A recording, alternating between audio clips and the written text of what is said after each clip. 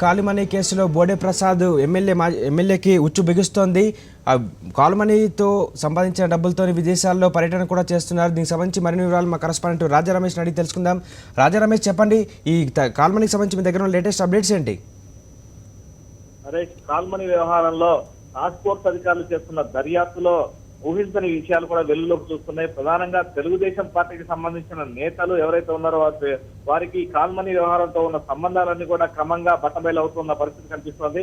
ప్రధానంగా పెనమలూరుకు సంబంధించిన ఎమ్మెల్యే బోడే ప్రసాద్ కి అలాగే కాల్మనీ ముఠాకి ఉన్న సంబంధాలపై కూడా పోలీసులు దృష్టి సారించారు. ఇప్పటికే అంటే ఎమ్మెల్యేగా బోడే ప్రసాద్ గెలిచిన తర్వాత ఈ 18 నెలల కాలంలోనే 5 సార్లు ఎవరైతే ఇప్పుడు ప్రధానమైన సూత్రధారుడు కాల్మనీ ముఠాలో ఉన్నాడో ఆ సూత్రధారుడిని వెనిగల్ల శ్రీకాంత్ తో కలిసి బోడే ప్రసాద్ విదేశీ ప్రయాణాలు కూడా చేశారు. అయితే విజయవాడలో చాలా సీనియర్ తెలుగుదేశం పార్టీ నాయకులు ఉన్నప్పటికీ కూడా వాళ్ళు కూడా ఎవరు కూడా ఇన్నిసార్లు గెలిచిన తర్వాత విదేశాలకు వెళ్లిన పరిస్థితి లేదు. కానీ బోడే ప్రసాద్ మాత్రం ఎటువంటి వ్యాపార కార్యకలాపాలు లేకపోయినప్పటికీ కూడా కేవలం విహారం కోసం 5 సార్లు వెళ్ళటం వెనక పూర్తిగా కాలుమనీ ముఠాకు సంబంధించిన సొమ్ముతోటే ఆ ముఠా సూత్రధారుడి స్పాన్సర్షిప్ తోటే వెళ్లారనే ఆరోపణలు పూర్తి స్థాయిలో వ్యక్తమవుతున్నాయి.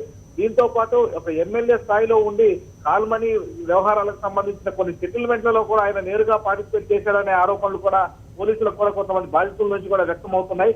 అలాగే ఇప్పటికే టాస్క్ ఫోర్స్ అధికారులు కాల్మనీ ముఠా సంబంధించిన కార్యాలయం మీద చేసిన దాడుల్లో దాదాపుగా వేల సంఖ్యలో ఉన్న కొన్ని డాక్యుమెంట్లను కూడా స్వాధీనం చేసుకోవడం జరిగింది.